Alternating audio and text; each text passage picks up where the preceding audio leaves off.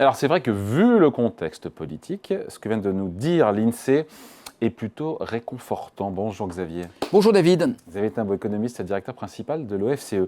Dernière note de conjoncture de l'INSEE, c'est tombé hier. L'acquis de croissance à l'été 2026, donc même si dans les prochains trimestres on fait zéro de croissance, c'est de 1%. Honnêtement, vu les turbulences politiques qu'on vit en France, c'est quand même pas mal. Moi je lui ai dit, je signe tout de suite. Et ben voilà. Non mais... Bah oui, non, mais bien sûr, C'était pas écrit, c'était pas gagné. Hein.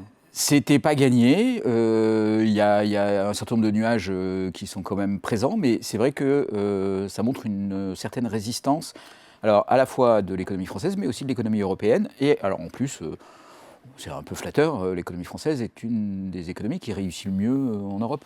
Donc, On a souvent dit qu'on était un peu à la traîne là, en matière de croissance par rapport à nos voisins européens.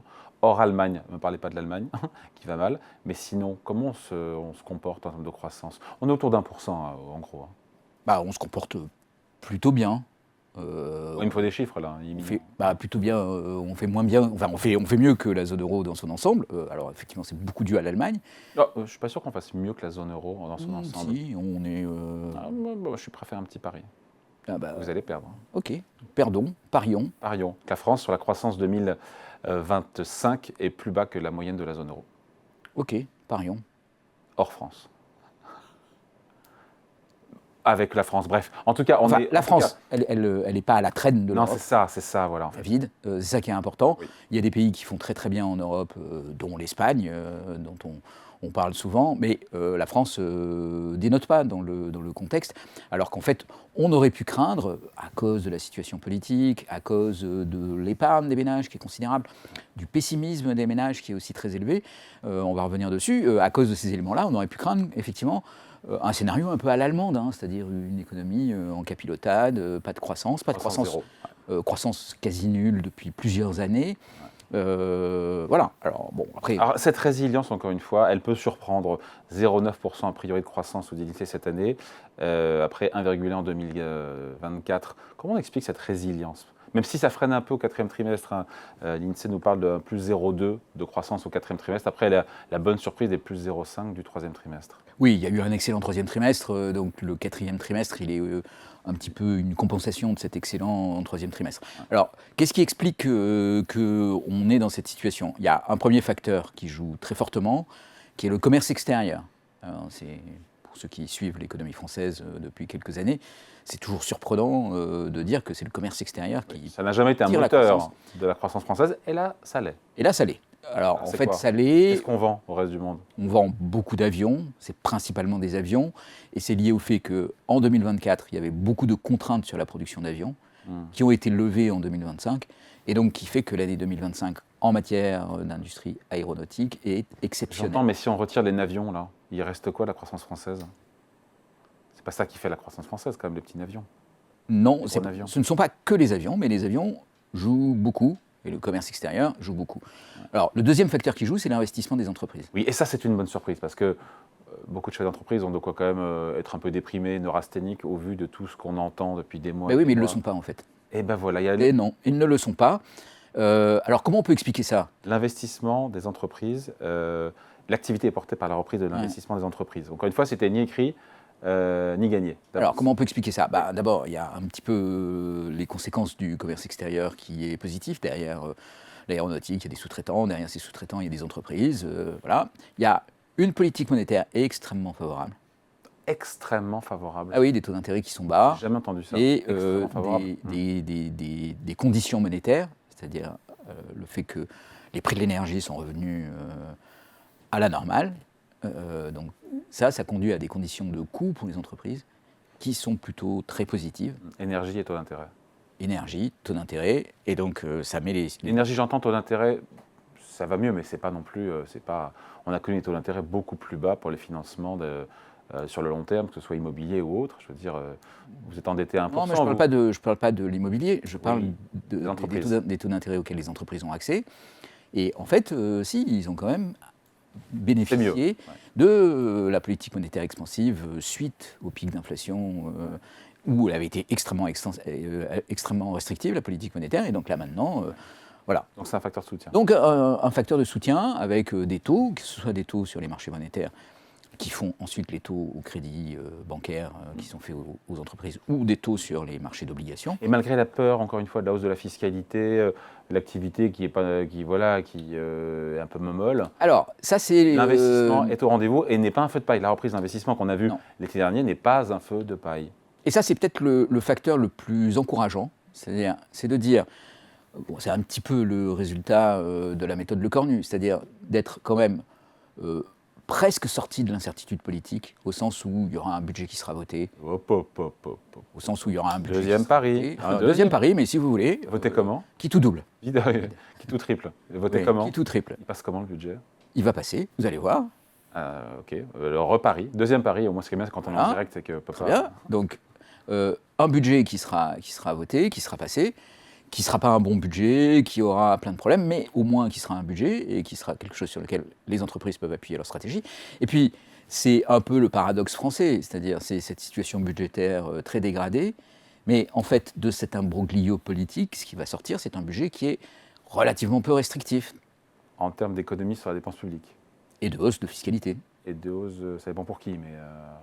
Non, mais ça dépend pour qui, mais ça dépend pour qui, surtout par rapport à ce qui avait pu être anticipé dans le rapport. Et donc il y aura moins d'effets budget récessifs, Barnier, donc favorable à la croissance. On fait moins d'efforts sur le déficit, et donc ça vient moins ponctionner l'activité. Exactement, exactement, J'ai David. compris, dis donc. Et donc ça fait un environnement au moins à court terme. Alors après, vous voyez, les esprits chagrins vont dire, oui, mais un jour on va payer tout ça.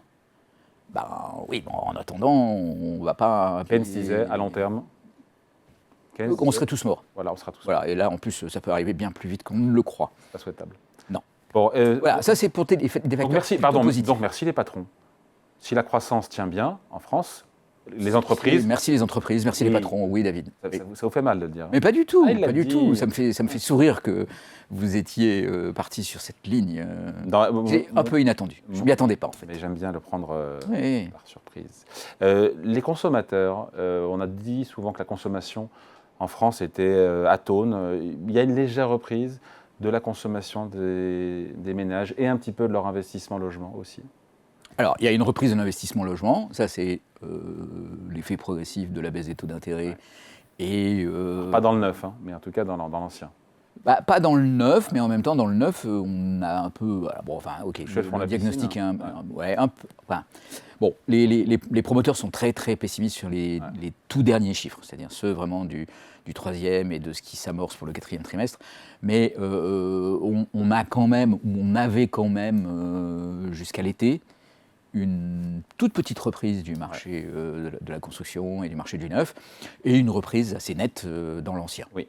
Voilà, avec à nouveau production de crédit, et c'est ça qui alimente la machine. En lien avec les taux d'intérêt, pour le coup, là aussi. En lien avec les taux d'intérêt, en lien aussi avec un autre élément qui est à la fois le fait qu'il y ait moins d'inflation, donc ça éclaircit l'horizon pour les ménages. Et puis aussi, ça, les ménages s'en vantent pas en quelque sorte, mais c'est quand même un phénomène qui s'est produit, c'est qu'il y a un rattrapage progressif des revenus sur la hausse d'inflation passée. Ouais. Et donc, en fait, le revenu des ménages est plutôt dynamique par rapport au rythme d'inflation qu'on a aujourd'hui. Donc, quelque chose d'assez positif de ce côté-là. Enfin, on parle d'une croissance de la consommation de combien? On est sur 1%, même pas 0,5 On est sur moins de 1%, mais... Les Américains sont à 3 ou 4. Hein. Mais alors là, vous parlez de la consommation, on parlait de l'investissement immobilier. De la consommation, pardon. Alors, sur le plan de la consommation, on a toujours une situation dans laquelle, en fait, le taux d'épargne augmente. Donc c'est ça l'élément aujourd'hui assez frappant de cette situation conjoncturelle, c'est le fait Enfin, je me mets à la place, il y a de quoi épargner. Hein, quand on voit qu'on ne sait pas quelle sauce on va être mangé fiscalement, c'est Et, sûr que... et alors en fait, il y a dans la note de conjoncture de l'INSEE quelque chose de très intéressant là-dessus. Ils ont regardé les enquêtes du moral des ménages. Et en fait, les ménages qui épargnent sont les ménages qui ont une opinion positive sur leur situation personnelle et négative sur la situation d'ensemble. Situation 2 D'ensemble. Oui, de la France. Voilà. Donc, quand on leur pose la question, est-ce que votre situation s'est améliorée, ils répondent oui. Et est-ce que vous pensez que la situation du pays s'est améliorée, ils répondent non. C'est mieux ça que le contraire, non? Alors, c'est mieux ça que le contraire. Ça augure probablement d'une possibilité de rebond une fois que cette vague de pessimisme sera passée. Mais c'est, enfin, je veux dire, on parlait tout à l'heure de la situation anxiogène qui ne jouait pas sur les entreprises qui investissent, mais en fait, cette situation anxiogène, on la trouve dans le comportement des ménages. Donc Et, voilà. donc ça se traduit par des ménages qui ne sont pas dans des situations catastrophiques. Il y a un cercle vertueux qui peut Et oui, bien sûr, David, il y a un cercle vertueux qui peut s'enclencher. À partir du moment où Ah ben voilà. les ménages vont s'habituer à cette situation, être un peu moins pessimistes pour le pays. Il faut lever l'incertitude politique, tant qu'on ne l'a pas levée. Alors, il faut lever l'incertitude politique ou il un peu de faut stabilité, s'habituer à la nouvelle situation politique. Ça, c'est une autre façon de lever l'incertitude politique. On finit par s'habituer, c'est-à-dire qu'on trouve des modes de fonctionnement et on se rend compte que quand il n'y a pas de majorité à l'Assemblée, on arrive à voter un budget. C'est pour ça que voter un budget, c'est extrêmement important. On arrive à quand même faire un certain nombre de choses, le pari. Mais ce pari, il est un peu au cœur, c'est une des clés de notre situation économique et sociale. Donc voilà, et s'habituer, c'est se dire, oui, ok, il y a aujourd'hui un paysage politique fracturé, ça a des conséquences, et en particulier que ça ne fonctionne plus comme ça fonctionnait avant. Le budget accouche dans la douleur. Ça accouche dans la douleur, mais en même temps, il est possible d'arriver à faire des choses. Et après, voilà, on peut, dans ce contexte-là, vivre, se développer, et malgré tout conduire un certain nombre de politiques. Donc c'est pas, vous voyez, c'est pas un pays bloqué. Et on a vu ça dans des tas de pays. Hein. Je veux dire, en Espagne, il n'y a pas de budget depuis 3 ans. En Belgique, le budget fédéral est lui aussi totalement à l'arrêt. Et pourtant, c'est des pays qui vont bien. Pourquoi ils vont bien ? Ils sont plus décentralisés que nous. Alors, ils sont plus décentralisés que nous, mais sur le plan fédéral, enfin sur le plan national, ils sont plus bloqués que nous. Donc voilà, et c'est assez intéressant de voir que malgré ça, un pays qui apparaît bloqué peut quand même faire des choses. Et que, il ne faut pas... C'est encourageant. C'est bien de finir l'année quand même, on verra si on a un budget ou pas, mais c'est encourageant ce que nous dit l'INSEE, malgré tout. On ne danse pas sur la table, mais je veux dire...